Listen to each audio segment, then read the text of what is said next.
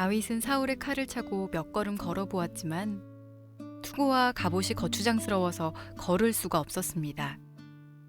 다윗이 사울에게 말했습니다. 이 옷을 입고 갈 수 없습니다.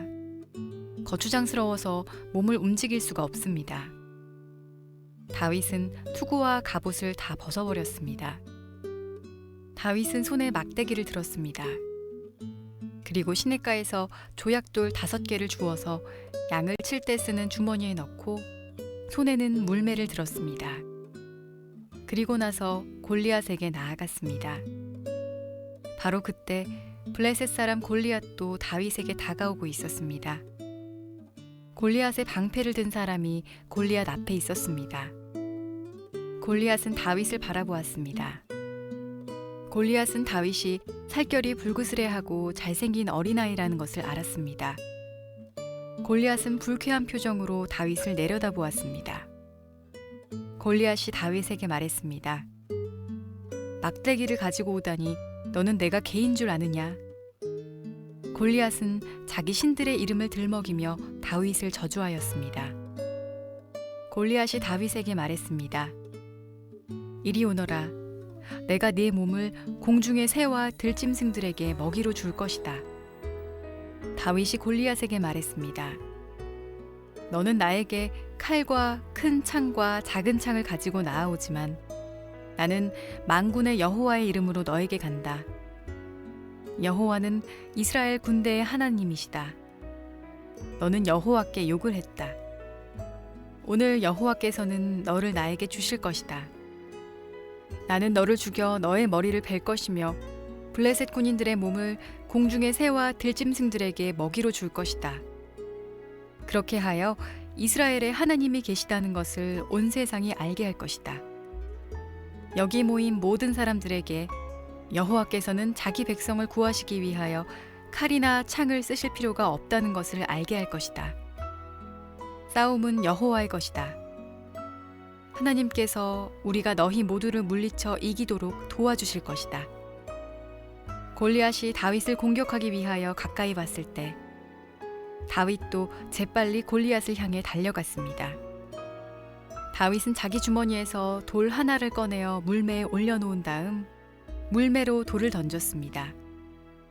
돌이 날아가 블레셋 사람의 이마를 맞췄습니다. 골리앗은 앞으로 고꾸라졌습니다. 할렐루야. 우리 하나님께 감사와 영광의 박수를 드리겠습니다. 제가 먼저 고백하겠습니다. 하나님은 나를 사랑하십니다. 나는 그 사랑 안에 있습니다. 하나님은 오늘 나에게 말씀하실 것입니다. 그 말씀에 능력이 있습니다. 그 말씀에 생명이 있습니다. 나의 마음을 하나님께 열겠습니다.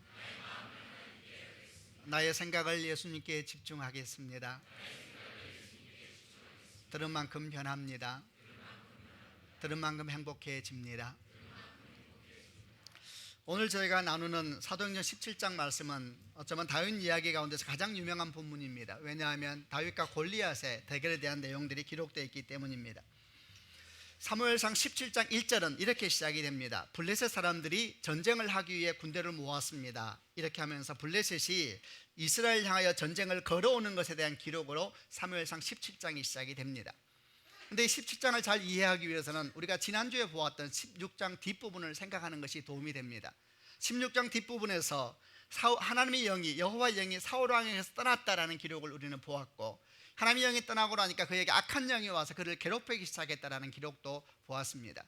일로 말미암아 어린 다윗이 와서 사울 왕 옆에서 연주를 했을 때에 잠깐 괜찮아졌었지만 이것은 근본적인 치유책이 아니었습니다. 이렇게 사울 왕은 정상적이지 않은 상황의 모습을 보여주었습니다. 그런데 여러분, 이렇게 사울 왕이 정상적이지 않은 상황이라는 것을 이스라엘의 영원한 대적으로 등장하는 사람인 블레셋 사람들이 알았을까요? 몰랐을까요?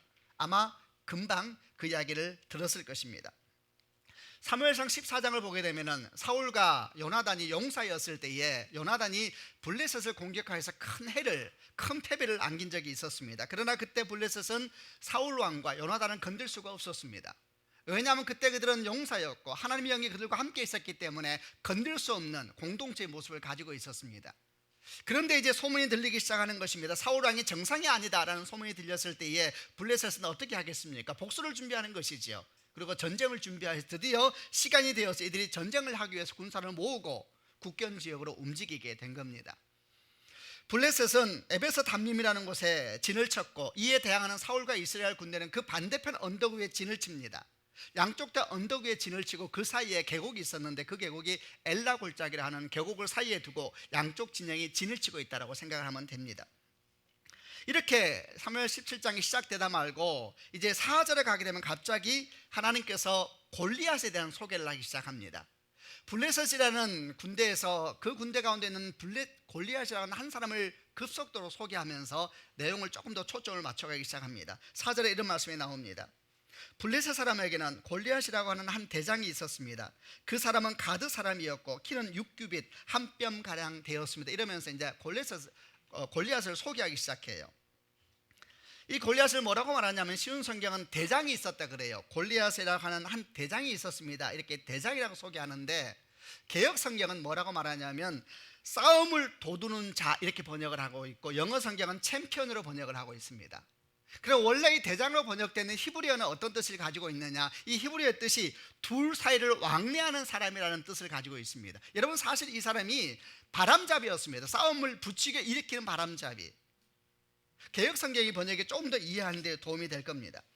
아무튼 간에 이 골리앗이 등장이 이 사람이 블레셋 군대 가운데 나와서 이스라엘 군대를 향하여서 온갖 모욕적인 소리를 합니다.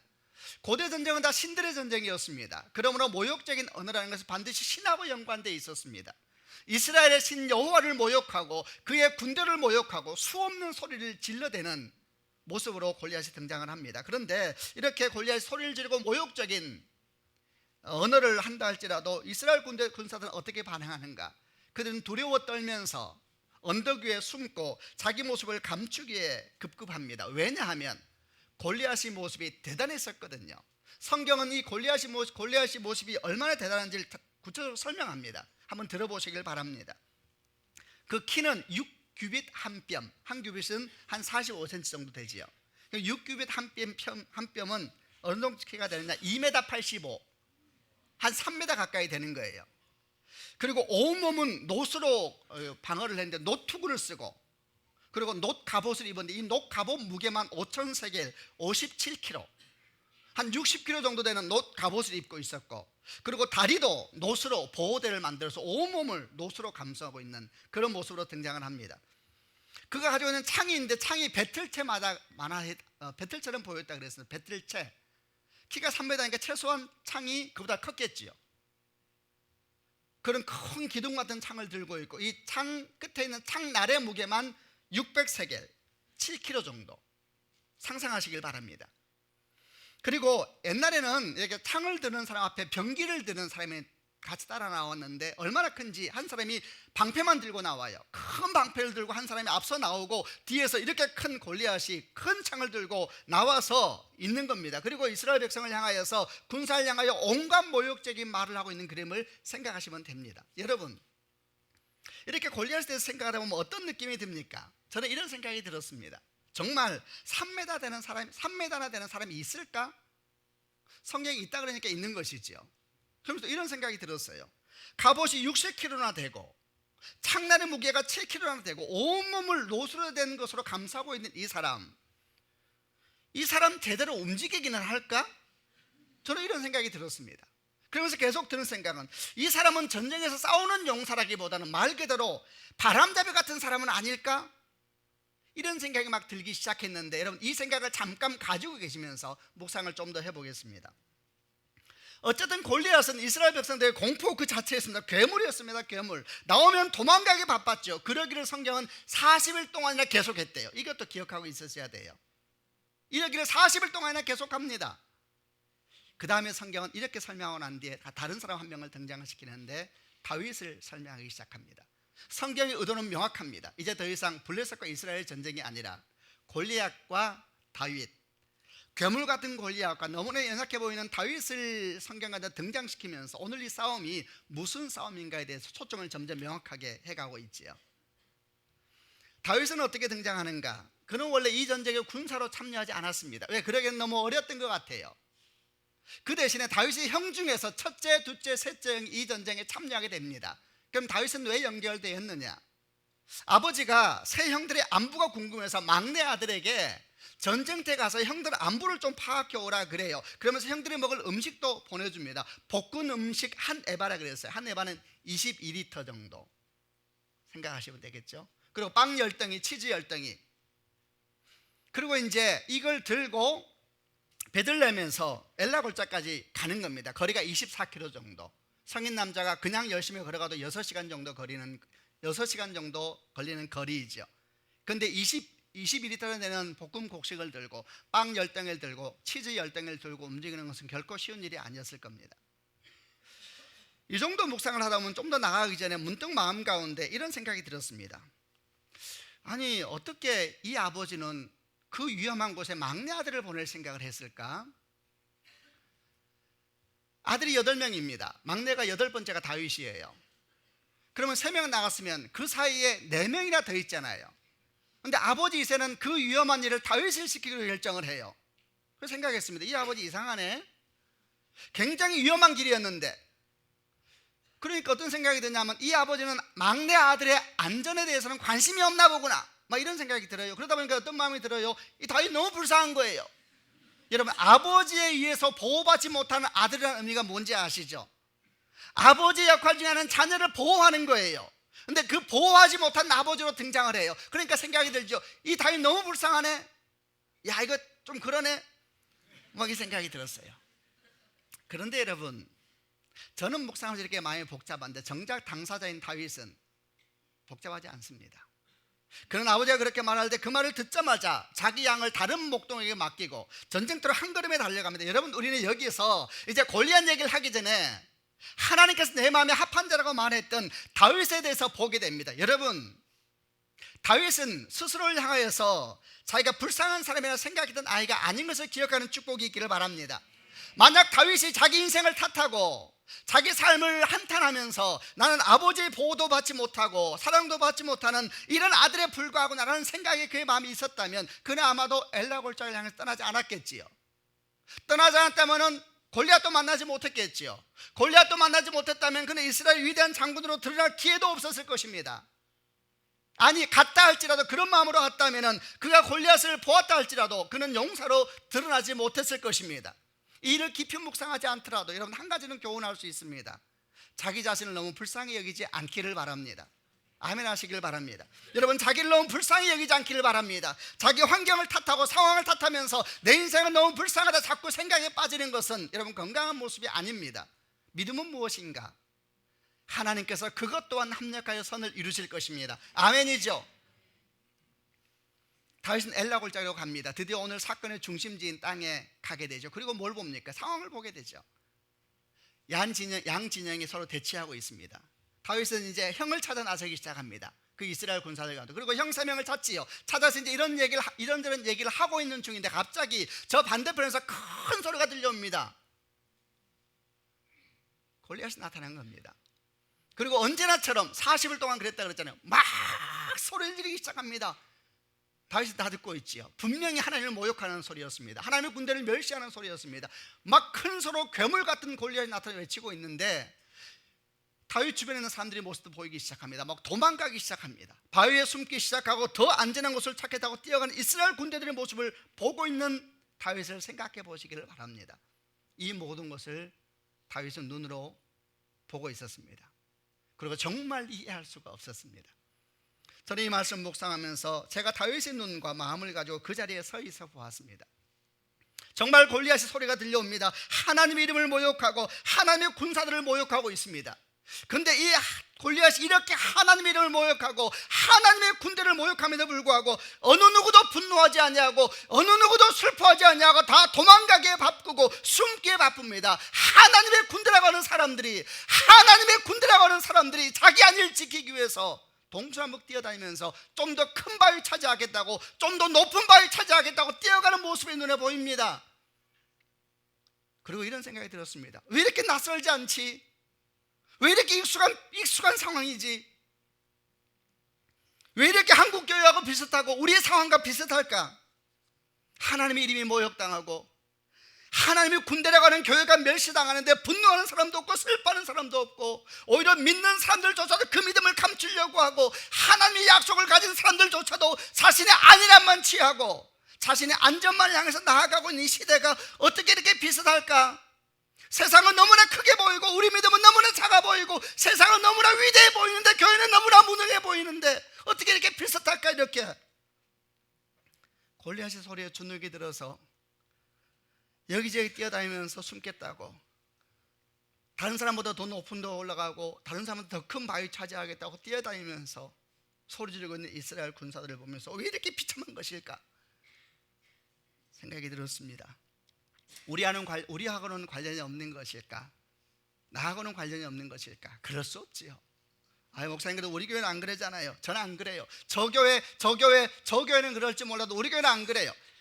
말도 안 되는 이야기죠. 교회 이전을 준비하면서 실제화되기 시작하자 저나 여호수아 목사님 마음에 여러 생각이 들었습니다. 저희는 이전은 두렵지 않습니다. 교회 시작할 때부터 우리는 도전을 할 것이고 위험이 올 것이다 생각했습니다. 그러나 한남동 주변에 사는 분들은 아까 말한 것처럼 이제 와 있는 분들에게 너무 죄송하다 생각이 들었습니다. 그러나 우리는 건물을 갖지 않기로 결정했으니 그럼 어떻게 할 것인가? 그러면 같이 수고해야지요. 같이 했어야죠. 같이 헌신해야죠. 함께 수고하지 않고 함께 애쓰지 않고 함께 헌신하지 않으면서 하나님께서 영광을 받으시길 원하고 하나님의 뜻이 이루어지길 원한다는 말은 너무나 조심스러운 말이지 않을까요? 골리앗 사건은 3000년 전 이야기 아닙니다. 우리 이야기고 우리의 영적 전쟁의 현장이지요. 우리는 골리앗과 다윗의 이야기의 결론을 알고 있습니다. 하나님께서 무엇을 우리에게 보여주기 원하셨는지 그 결론도 잘 알고 있지요. 우리는 다시 한번 조금 더 그 골리앗과 다윗의 전쟁 가운데, 대결 가운데 조금 더 들어가서 참된 용기는 무엇일까? 참된 믿음은 어디에서 시작되는 것일까? 배워보려고 합니다. 여러분, 첫 번째, 우리가 다윗에게서 배울 참된 믿음, 참된 용기는 어디서 시작되는가? 그것은 우리에게 주어진 삶의 현장에서 시작된다는 것을 기억하셔야 합니다. 33절부터 37절 말씀을 보려고 하는데, 이 말씀은 다윗이 골리앗을 만나기 전에 사울왕을 만났을 때 한 이야기인데 이게 아주 중요한 말씀입니다. 제가 33절을 먼저 읽겠습니다. 사울이 대답했습니다.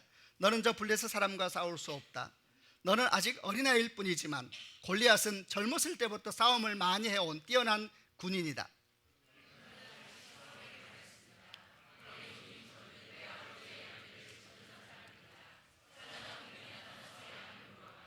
저는 그놈을 공격하여 그 입에서 양을 구해냈습니다. 그놈이 저를 공격하면 저는 그놈의 턱을 잡고 때려 죽이기도 하였습니다.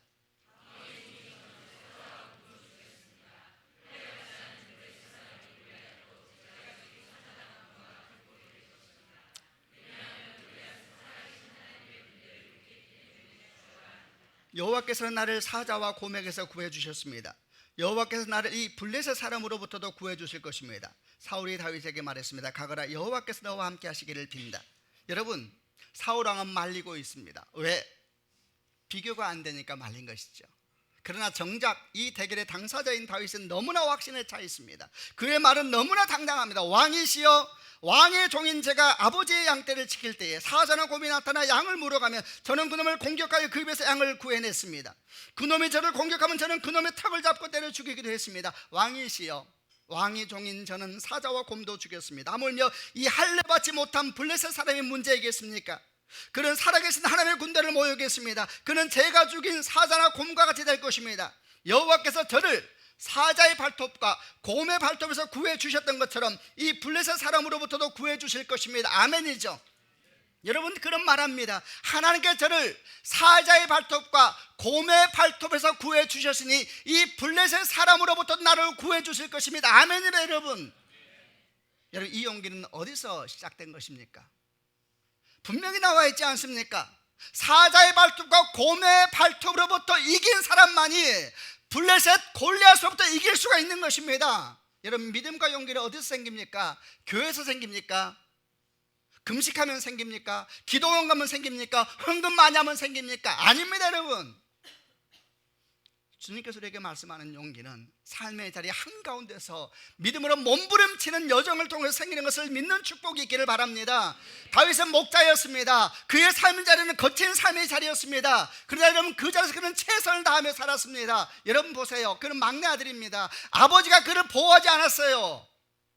그는 사실 받을 유산도 없을지 모릅니다. 그가 맡은 양이 몇 마리나 되겠습니까? 몇 마리 안 될지 모릅니다. 근데 그는 힘을 다해서 그 양을 길렀습니다. 보호했습니다. 그 양 중에 한 마리가 곰이나 사자가 잡아가 목숨을 걸고 가서 싸웠습니다.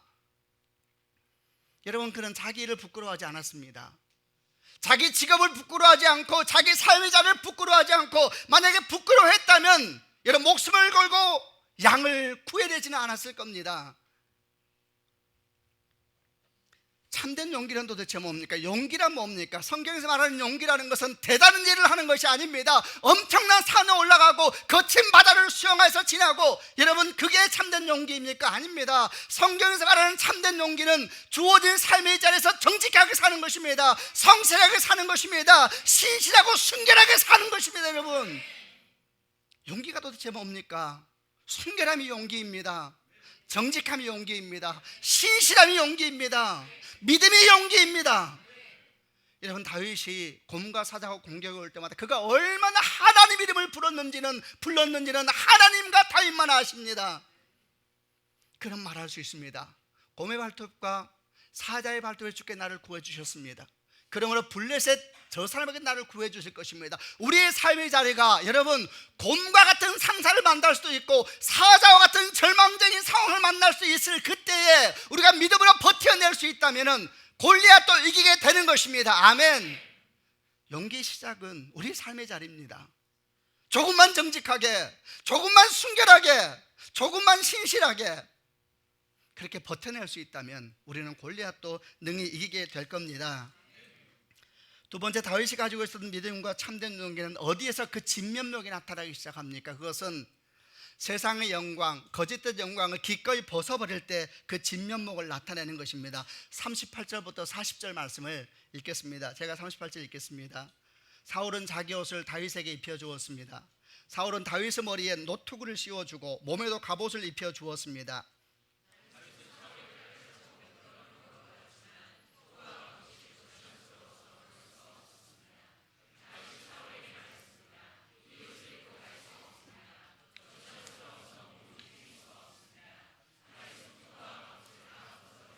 다윗은 손에 막대기를 들었습니다. 그리고 시냇가에서 조약돌 5개를 주어서 양을 칠 때에 쓰는 주머니에 넣고 손에는 물매를 들었습니다. 그리고 나아가서 골리앗에게 나아갔습니다. 여러분, 다윗이 사울을 만나서 그의 믿음을 이야기하고 용기를 말할 때 사울은 감동을 받습니다.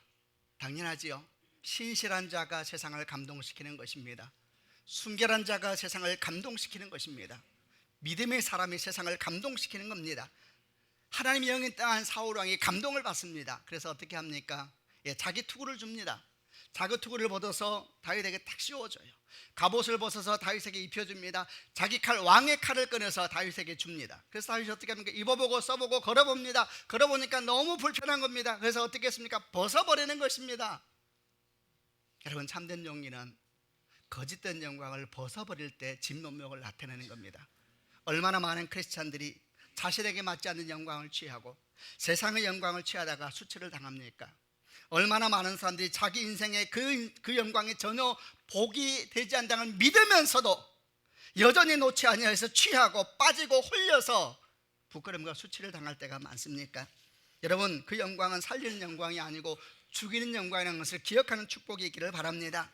여러분, 사울왕은 다윗에게 그 갑옷의 영광을 주길 원했습니다. 여러분, 이런 생각을 한번 해보시길 바랍니다. 왜 사울왕과 이스라엘 군사들은 골리앗을 볼 때 그렇게 무서워서 도망을 갔을까? 여러분, 사울왕과 이스라엘 백성이 왜 골리앗을 볼 때 그렇게 무서워하며 숨고 도망을 갔을까요? 이유는 하나입니다. 대단했거든요. 키가 대단하고 얘기했잖아요. 노투구와 녹갑옷을 쓰는데 갑옷의 무게가 60kg, 다리도 노수로 만든 보호대 쓰고 창날 무게만 7kg. 거인, 여러분 이 거인 같은 골리앗이 나오고 앞에 방패를 든 사람이 따라 나올 때에 주눅이 들 수밖에 없는 거예요. 왜? 다시 말하면 그 갑옷과 창이 엄청났기 때문입니다. 근데 여러분 알아야 될 것이 있습니다. 골리앗은 사실 용사가 아니었습니다. 골리앗에게 용사란 이름을 붙여준 사람이 누구냐? 사울왕입니다. 사울왕이 말합니다. 다윗에게 그런 용사라고. 사울왕이 붙인 거예요. 그런 바람잡이였어요. 바람잡이. 여러분 보세요. 키가 3m, 갑옷이 60kg, 온몸을 갑옷으로 사고 어떻게 움직이겠어요? 그러니까 어떻게 나오냐? 40일 동안 전쟁을 안 하고 바람만 잡는 거예요. 40일 동안 계속 왔다 들어가고. 왜? 용사면 치는 것이죠. 안 치잖아요. 공격 안 해요. 바람잡이거든요. 상대방을 혼란에 빠지게 하고 두려움에 빠지게 하고 거짓된 영광에 빠지게 하고. 바람잡이거든요. 바람잡이. 이게 사단입니다. 사단에게 누가 영광을 줍니까? 사단에게 누가 권세를 줍니까? 믿지 않는 자들 권세를 주는 것이죠. 그가 영광이 있다고. 그가 용사래요. 사울이 아닌데. 그럼 왜 사울왕은 그를 용사라고 보았을까요? 갑옷 때문이죠. 갑옷, 창 때문이죠. 왜? 사울왕의 꿈이 그거니까요. 사울왕의 꿈이 이스라엘의 위대한 왕이 되는 거잖아요. 그가 엄청난 갑옷을 쓰는 게 꿈이잖아요. 엄청난 투구를 쓰는 게 꿈이잖아요. 엄청난 칼 들고 서는 게 꿈이잖아요. 사람들이 딱 볼 때 우와, 이런 사람들이 꿈이잖아요. 사울왕. 골리앗다는 게 꿈이었던 사람이거든요. 사울왕이. 골리앗이 되는 것이 꿈인 사람은 골리앗 못 이깁니다. 여러분.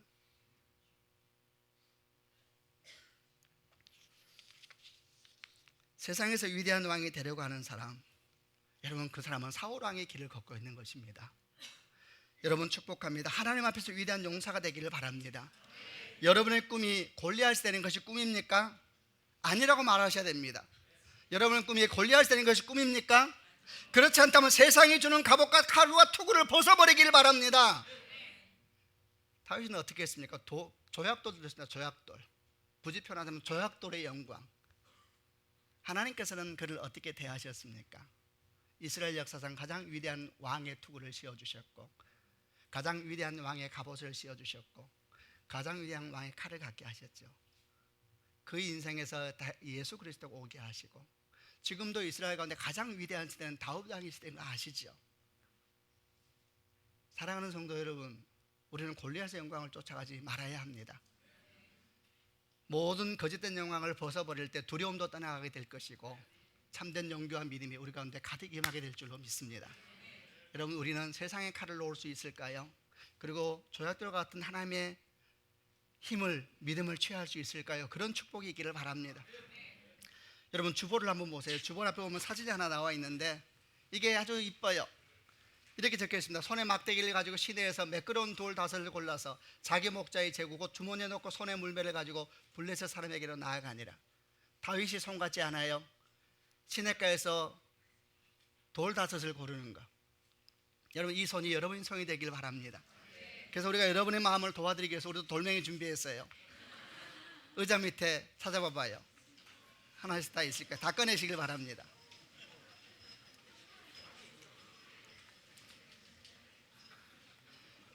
세상의 영광을 취하지 말고 하나님의 영광을 취하기 위해서 여러분에게 상징적으로 손을 잡게 하는 겁니다. 이거 가져가시면 돼요. 그런데 여러분, 마지막으로 하나 기억할 것이 있습니다. 다윗에게 무기는 돌 5이고 물매일까요?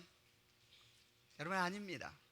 다윗이 분명히 입으로 말합니다. 너는 칼과 창과 단창으로 오지만 나는 조약돌로 간다, 이렇게 말하지 않았습니다.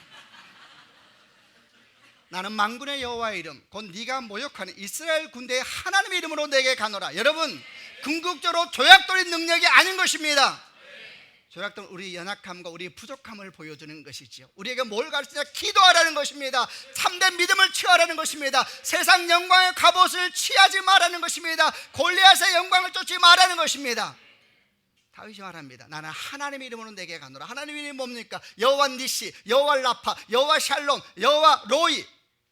여호와 나의 목자이십니다. 여호와 나의 평화이십니다. 여호와 나의 깃발이십니다. 여호와 나의 승리이십니다. 여호와 나는 치유이십니다.